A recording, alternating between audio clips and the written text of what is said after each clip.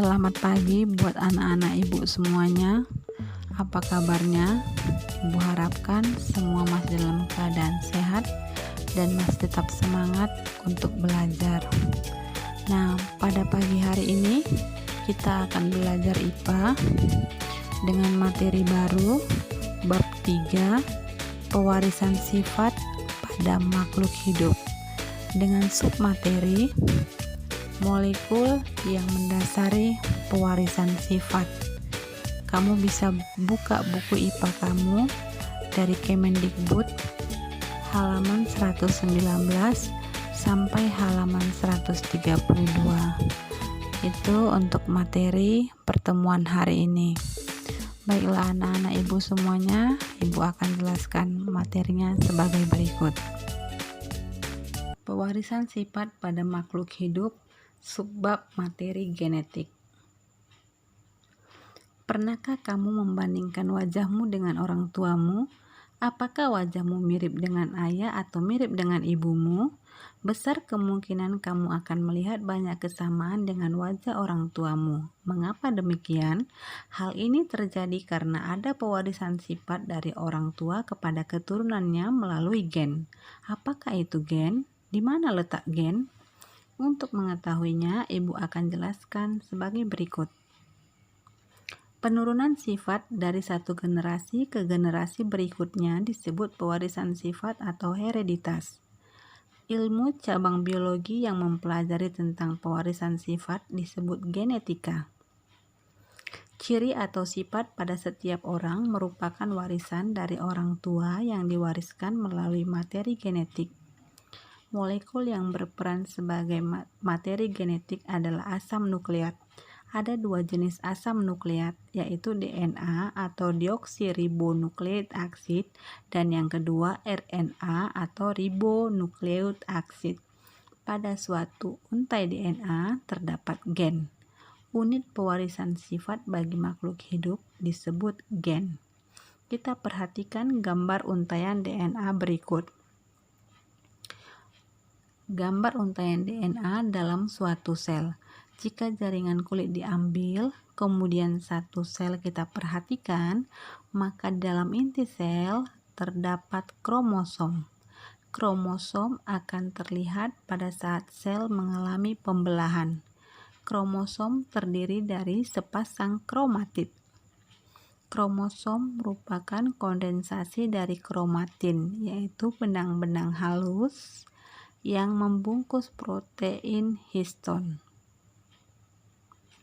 Nah, di dalam benang-benang halus inilah terdapat DNA. Segmen dari DNA disebut gen. Seperti yang kita tahu, gen merupakan unit dari pewarisan sifat pada makhluk hidup. Struktur DNA dan RNA. Nah, anak-anak ibu, sejarah dari penemuan struktur DNA. Penemuan struktur DNA tidak lepas dari penelitian Maurice Wilkins dan Rosalind Franklin. Penelitian ini membuahkan hasil dengan didapatkannya foto DNA dari hasil difraksi sinar X. Dan dari hasil penelitian ini, James Weston dan Francis Crick membuat struktur DNA yang disebut dengan double helix atau untaian ganda. Berkat penemuan besar mereka diberi penghargaan Nobel, yaitu penghargaan bagi ilmuwan atau peneliti yang berjasa bagi kemanusiaan atau bagi kehidupan. Namun sayangnya pada saat itu Rosalind Franklin sudah meninggal dan Nobel tidak bisa diberikan kepada orang yang sudah meninggal, sehingga yang mendapatkan Nobel Maurice Wilkins, James Weston, dan Francis Crick.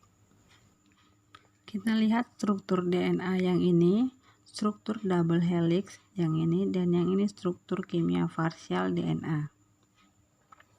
Struktur DNA merupakan struktur double helix atau untaian ganda berpilin dan bentuknya panjang.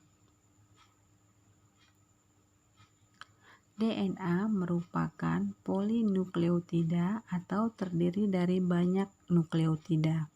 Nah, nukleotida sendiri tersusun atas gugus fosfat yang ini, kemudian gula pentosa atau gula deoksiribosa yang ini, dan basa nitrogen.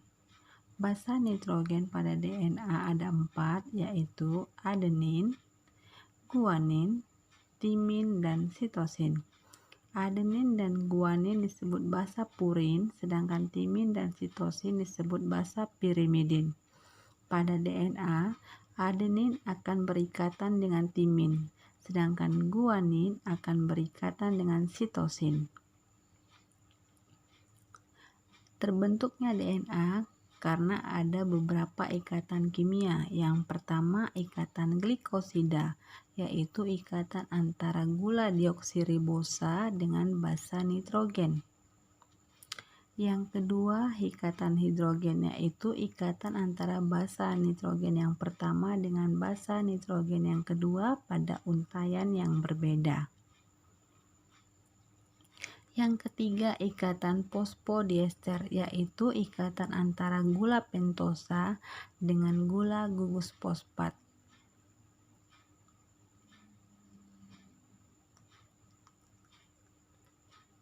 Fungsi dari DNA adalah membawa informasi genetik, dan yang kedua, sebagai sintesis protein. DNA umumnya terdapat di inti sel, mitokondria, dan kloroplas. Jumlah DNA tetap atau konstan pada setiap jenis sel dan spesies. Kemudian struktur RNA. Yang ini struktur untai tunggal dan yang ini merupakan struktur kimia RNA. RNA merupakan single strand atau merupakan untaian tunggal dan pendek. Sama seperti DNA, RNA merupakan polinukleotida yang tersusun atas unit-unit nukleotida yang tersusun atas gugus fosfat, gula pentosa atau gula ribosa, dan basa nitrogen. Basa nitrogen pada RNA adenin, guanin yang merupakan basa purin, urasil, dan sitosin yang merupakan basa pirimidin. Jika pada DNA basa pirimidinnya timin dan sitosin, sedangkan pada RNA basa pirimidinnya urasil dan sitosin. Adenin akan berikatan dengan urasil dan guanin akan berikatan dengan sitosin. Ikatan kimia pada RNA yaitu ikatan glikosida, ikatan antara gula dengan basa nitrogen. Yang kedua, ikatan fosfodiester, yaitu ikatan antara gula dengan gugus fosfat.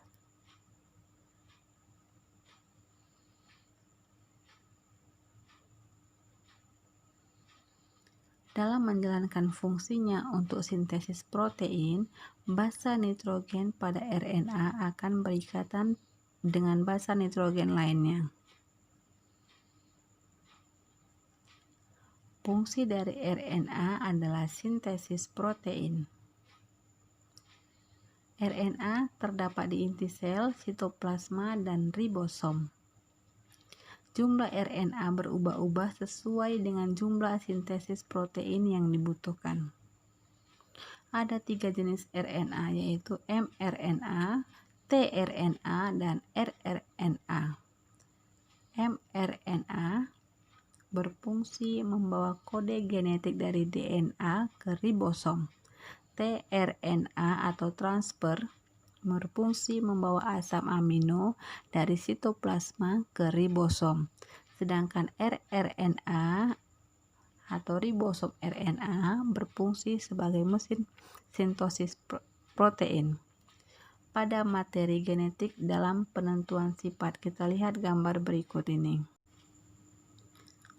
Gambar A merupakan tipe pelekatan cuping telinga yang terpisah, dan gambar B merupakan tipe pelekatan cuping telinga melekat. Tipe pelekatan cuping telinga dikontrol oleh gen.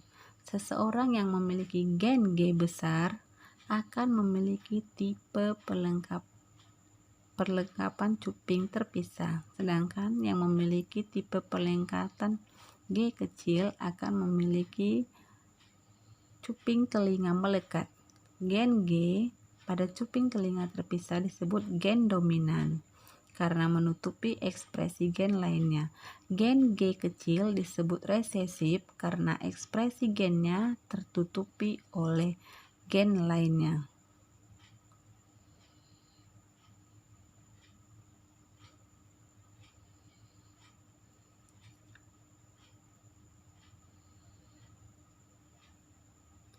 Jika kedua orang tuanya memiliki jenis cuping telinga yang melekat, maka semua anaknya juga akan memiliki jenis cuping telinga yang melekat.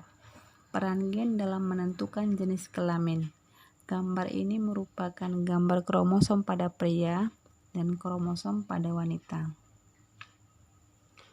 Kromosom manusia terdiri atas 46 buah atau 23 pasang. Berdasarkan fungsinya, kromosom manusia terbagi atas dua. Yang pertama autosom, disebut juga kromosom tubuh. Nomor 1 sampai 22 disebut autosom. Yang kedua gonosom atau kromosom kelamin. Kromosom kelamin terletak pada kromosom nomor 23. Pada wanita gonosomnya XX, sedangkan pada pria kromosomnya XY. Susunan kromosom pada manusia. Sel tubuh 46 buah atau 23 pasang atau diploid sama dengan 2N. Sedangkan sel kelamin kromosomnya haploid atau tidak berpasangan dengan jumlah 23 buah. Pada sel tubuh autosomnya 22 pasang atau 44 buah dan ditulis 22AA atau 44A. AA itu artinya sepasang. Gonosom pada perempuan ditulis XX, sedangkan pada laki-laki ditulis XY. Jadi karyotipenya, susunan kromosomnya pada perempuan 22AA tambah XX atau 44A tambah XX. Sedangkan pada laki-laki karyotipenya 22AA ditambah XY atau 44A ditambah XY. Itu pada sel tubuh. Sedangkan pada sel kelamin autosomnya 22 buah dan ditulis 22A. Artinya tidak berpasang. Gonosomnya pada perempuan X, sedangkan pada laki-laki gonosomnya X atau Y. Jadi karyotipenya jika pada perempuan 22A tambah X, sedangkan pada laki-laki 22A tambah X atau 22A tambah Y. Peran gen dalam menentukan jenis kelamin.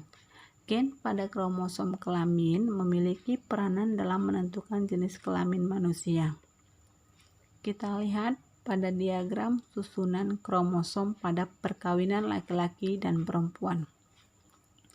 Kromosom laki-laki 22AA tambah XY, sedangkan karyotipe pada perempuan 22AA tambah XX. Nah, gametnya atau sel kelamin pada laki-laki 22A tambah X atau 22A tambah Y. Sedangkan pada wanita gametnya 22A tambah X. Jika sel telur yang memiliki sel kelamin X bertemu dengan sel sperma yang mengandung sel kelamin X, maka akan menghasilkan keturunan perempuan. X ketemu dengan X.